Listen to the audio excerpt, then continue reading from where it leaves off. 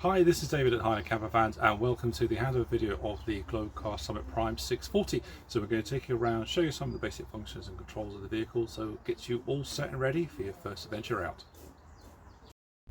So accessing under the bonnet, what we need to do is go through the passenger door. We then have the little control toggle just here, give that a little pull and that releases the bonnet ready to be opened. Bonnet release, if you look at the logo here, it's about a hand up and just give it a wee wiggle. That's it just there. And then with the bonnet up, over in the corner here we have screen wash, coolant, brake reservoir, oil fill, and then more importantly, if the van has been parked up for a wee while, it may require a little boost to get it started again. So this point here is the negative point, and just down there under the little plastic flap is the positive terminal point, and that will allow you to boost start the van if you need to. Once you're done, it's just a case of make sure the bonnet stay is tucked back up again on its little clip.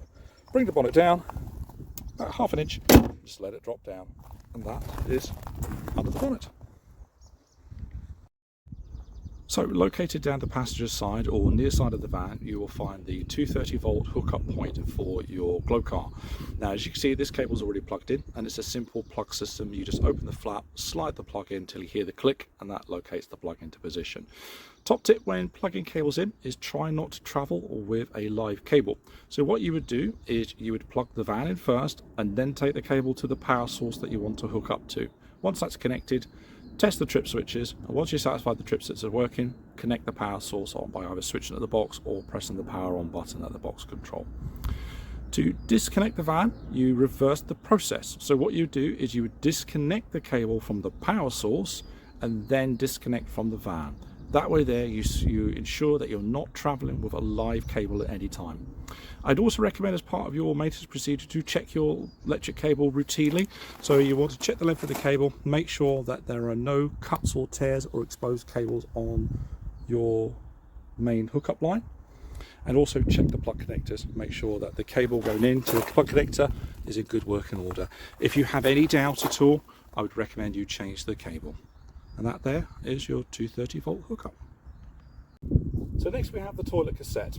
So what you need to do is you need to get your keys and unlock this part first so you can access the cassette. Once you've done that, push the two buttons in and drop the flap down, and then you have your Dometic toilet cassette. To retrieve the cassette, you do need to make sure that the toilet flap on the inside has been shut. If the flap isn't shut, this will not release. So if you're having a struggle to get this removed, just check the interior, make sure the toilet flap's shut. So to remove the unit, lift up the green tag and then just pull the whole unit out of the van like so. You have a little trolley handle here with the wheels, and then when you reach the toilet flush point, you would open up the nozzle here, take the cap off, and once you're ready, you would tip the whole thing out while pushing the pressure button here to flush the toilet out. Once you're done, what I'd recommend is that you put some fresh water in, fill it up to about here, give it a good slosh, and do that about 2 times to make sure your toilet unit is nice and clean. Once you're ready to put your chemical in, fill it up to about the same line here again. Throw your chemical in here, be it a pod or your liquid. Strong recommendations to use green. A lot of places now are no longer accepting blue chemical, so green is better recommended. It's more kind to the environment as well. So once you put your chemical in, take your lid, make sure you put your cap on, flap that back down again, and it's just a case of reversing the procedure of putting it back in. So you grab your toilet cassette, slide it on the rail, and you slide it till you hear it click. There's the click. Give it a quick tug, make sure it's secure at home. That's it now in place. And then once you're done, close the flap like so. Don't forget to lock it, because these toilet cassettes, they do get pinched from time to time because they're quite expensive to replace. So don't forget to lock your toilet door once you're done. And that is the toilet cassette. So just below the toilet cassette on the passenger side, we have the waste valve for the waste tank. Now you will need to find your little red lever tool like this one just here.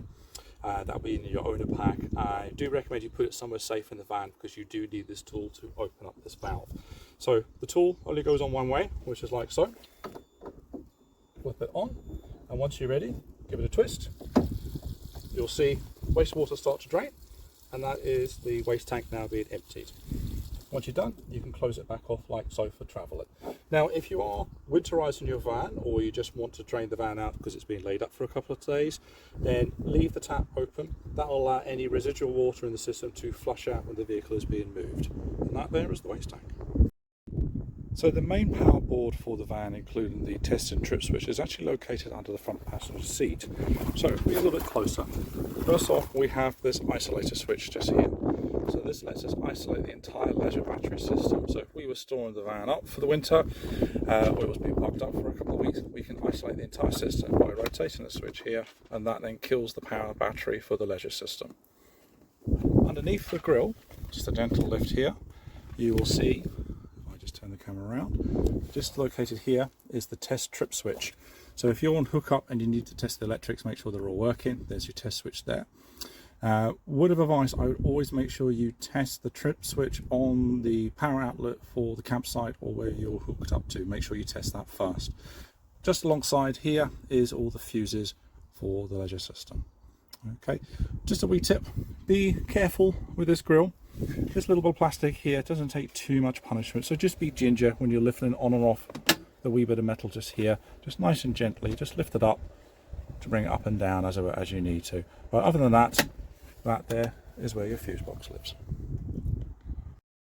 So in the rear of the vehicle on the left hand side behind the cupboard, you'll find the gas locker. We have already pre-installed one gas bottle to get you on your way, and it's just connected via a simple pigtail attachment just here, as it were.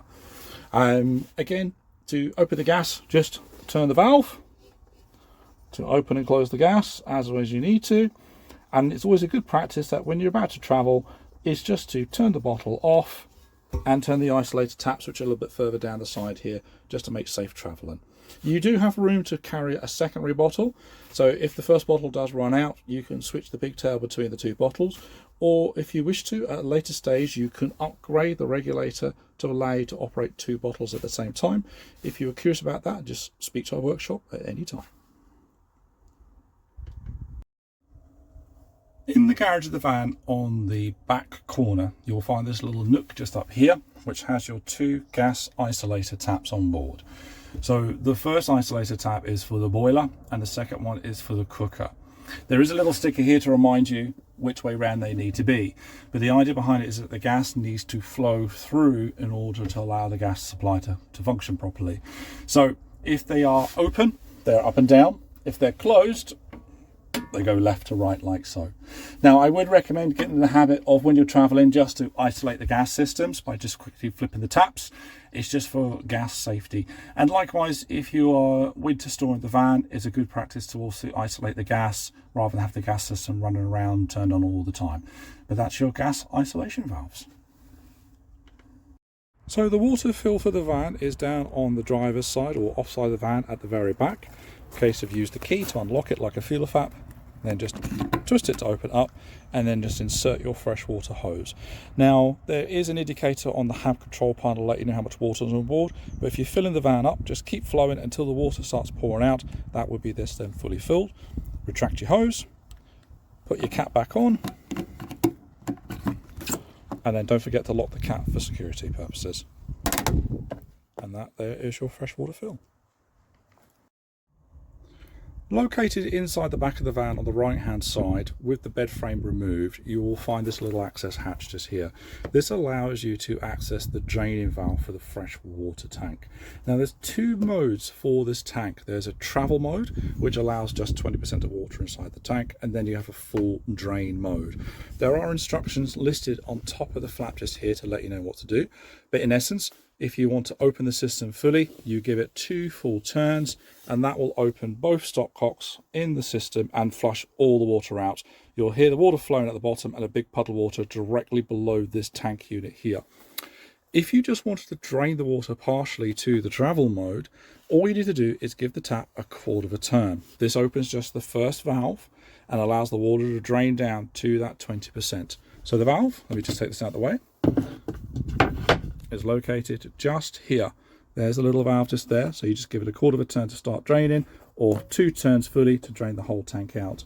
So as part of your winter drain down, you want to make sure that this tank is fully drained. So full turn on here to drain the tank out.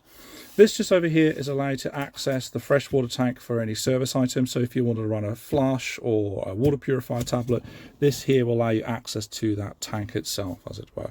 And once you're done, just put the flap back on like so, and that is the freshwater tank. On the opposite side, just down over here, there's another little control flap that accesses the waste tank. Now, the waste tank has an external empty, which I'll show you later, but if you wanted to drop it in a waste flush, anything like that as it were, then you would lift this flap up, and exactly like the fresh tank, you have another access port there which you can put in any chemical cleaner that you have in mind. And that is your waste tank and your freshwater tank and drain downs. So in the kitchen area, we're going to find the sink and the cooker hob. So to get at them, you just need to lift the cover with the finger hole, lift it like so. And then with the gas supply turned on, you can action the 2 rings. You have the smaller ring and the larger ring. This one here, the gas ferment, controls this ring, and this one here controls the lower one. So to activate the gas, push the button down, rotate it to about 1/4 of a turn. You'll hear the gas flow. Click the button till the gas lights. Hold it down for a few more seconds to let the ferment coupling warm. Then release, and it's just a case of adjusting it to whichever gas flow that you want, as it were. Once you're done, just rotate this back down to the 6 o'clock position, so the little line here matches the little arrow. I would always recommend just taking a moment just to see and have a listen to see if the gas is still coming through. So no gas, we are all good. And then to clean them, you can lift these little rings off just like so. Just be nice and gentle. These rubber grommets can sometimes come loose, and that lets you lift these off to clean the unit. So over to the sink, you have a little plug, and then the tap just rotates over to the sink like so. And then this just here just lifts with the water pump running. Don't forget to turn the water pump on. Lift the tap up, and that gives you your water. And then it's just a case of adjusting it, hot or cold. And then once you're done, just turn the tap down like so, and that is the tap and sink. Now, just a wee safety tip, when you have been cooking with the grills here, let these go cool for a good 10 minutes before you shut the glass down. Don't cook and then immediately shut the glass, because the glass could potentially shatter. There is a wee warning sticker here just to remind you to make sure the gas is shut off and everything is all cooled down, as it were. Likewise, be wary of the size of pans that you put on here. Again, there's recommendations of the pan sizes. You don't want to be putting large casserole dishes on here, as it were. It's just for safety aspects more than anything else, as it were. And there we go. That's the kitchen and sink units. Inside your van, you're going to find the 3 major controls for the vehicle: hab control panel, Truma heating system, Dometic fridge control. So we'll start over here on the left with the hab control panel. Very simple. We power the system on, like so. This turns the 12-volt circuit on. And then on the indicator, we can see we have a time, and there's a little indicator just here to let us know that we're on an electrical hookup. So the buttons, the home button here just brings up this display. This one here is the fresh tank and waste tank levels. Battery status, so leisure battery, vehicle battery. Dimmer switch for the controls of the actual panel lights. If I keep tapping, you see they'll go dark and bright. Light circuit, that turns the lights on. Water pump, turns the water pump on. Fridge control, turns the fridge control system on. We'll come back to those in just a minute. So next control panel over is the Truma control for the heating system. So we turn it on with the home button. And this just gives us a quick overview. So it listens to the internal temperature of the van. And then we unlock the screen. And then we have room climate for heating and hot water for hot water control. The other ones here, you have the iNext app, which is to control the heating system by Bluetooth, notification of any warning messages, turn off, and settings.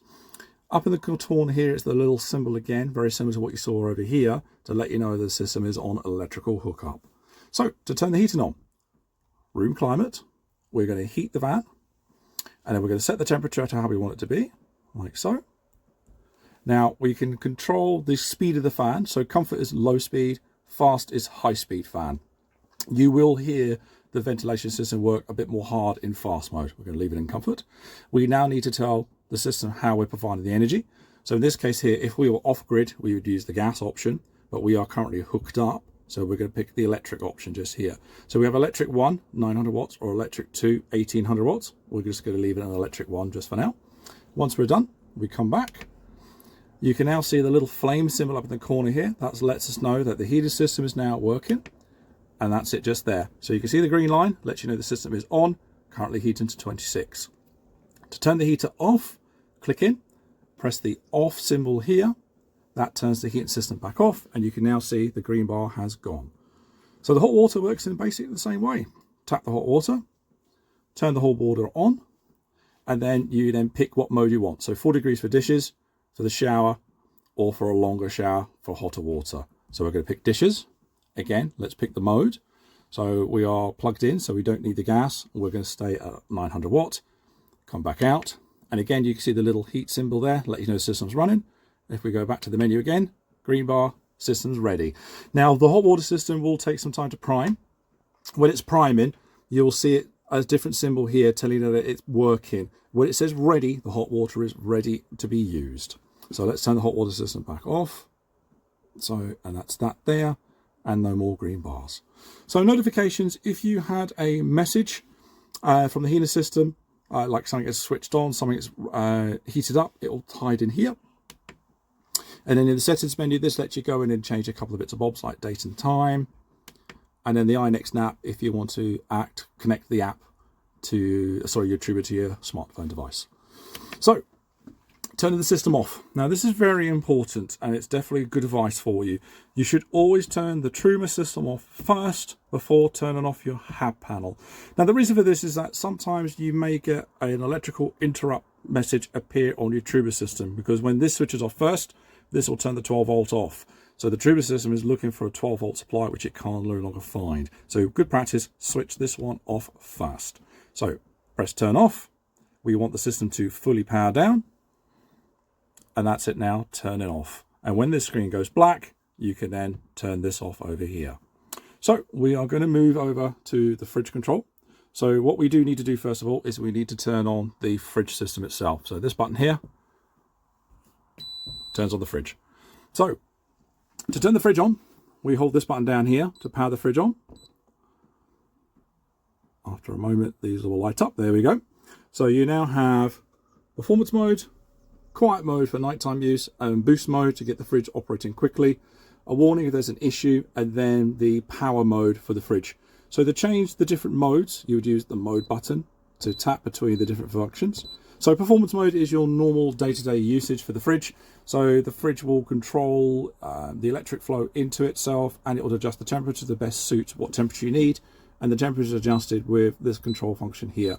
I would normally recommend about 3 lights. Give that a go.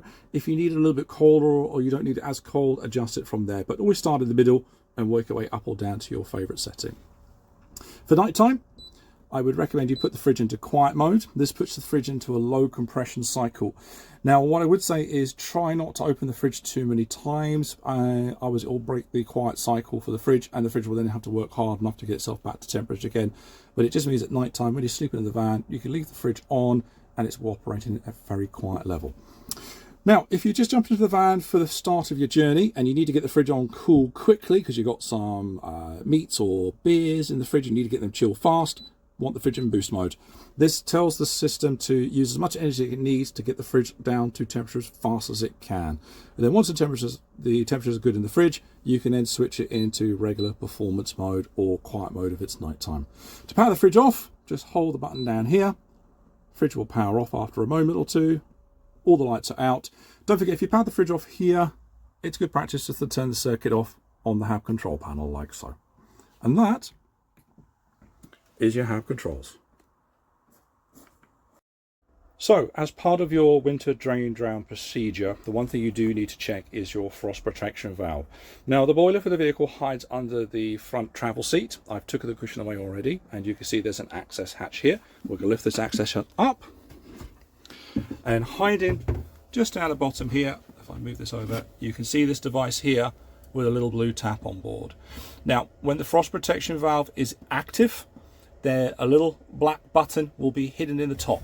If I just trip it like so, that little bit just there will be sticking up above the valve and water will be draining out of the boiler. So we switch that on, to shut the boiler back into normal mode. A little button down the side, just down here, to turn the frost protection valve on, and that's the vehicle ready for winterization. So for drain down, you would just basically flip the toggle, let the water drain out of the boiler. Very important when you're draining the van down that you don't forget to drain the boiler. The boiler has its own drain function. So as I said, you would flip this 90 degrees, you should hear water flushing out of the boiler, and that is winter drain down and your frost protection valve. So the travel table. The travel table is fixed to the rail just here by these two latches. If you want to remove the travel table, what you will need to do is you'll need to push the latches down like so, and that will then allow the table to come from the rail, or allow you to slide the table to a different location on the rail. Once you've got the table where you want it to be, you just push your finger underneath the latches to raise them back up into their lock position, and that will secure the table like so. There is also a little button hidden underneath the table, just hiding there. If you pull on this, this will allow you to rotate this section of the table out, and that is the travel table. So putting the third bed down in the van. There is a little bit of prep work for this, so we'll go through it stage by stage. First thing you need to do is convert the table to the lower section. So you need to remove the table, so press the lunges here to allow the table to be in release mode. You also want to flip out the lower section of the table already as well, like so. And then remove the table, flip it over, and you need to convert the leg. So take the leg out, convert to the shorter section, like so. Put this away somewhere. And then you now need to attach the table to the lower rail. So like this down here, like so, and make sure that you lock the table into position like so. And that's now ready to receive the base for the bed. So once you've done the first part of the bed with the table, you now need to get the secondary section, which is this part here. So this just feeds on top like so. And then you drop the leg down,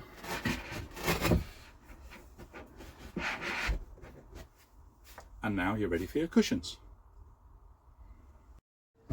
So there are two cushions for the van. You have the long oblong one, which goes like that up there,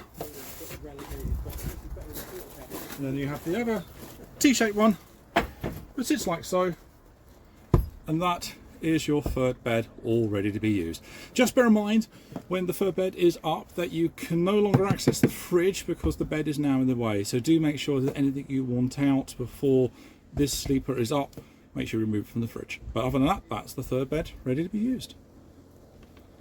The washroom, you are going to find your flush toilet. Now, very, very simple to use. First thing you do need to do is make sure that the interior flap, this just down here, is open. Pull this at the bottom.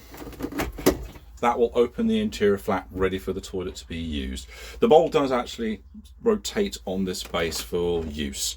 Once you're done, okay, you will need to flush the toilet. Now, the flusher is this device just over here. Just press the button, water will flush, give it about 2 seconds. That's normal enough to push everything through. And once you're done, close the flap, like so. Flap is now closed, and that is the toilet all sorted. So that concludes our walk around video of the Globecar Summit Prime 640. I hope you found the information useful, but of course during your travels, if you need any help or advice, please do reach out to us here at Highland Campervans. All that's left for me to say is enjoy many happy miles adventuring in your new van. Thanks for watching. Bye for now.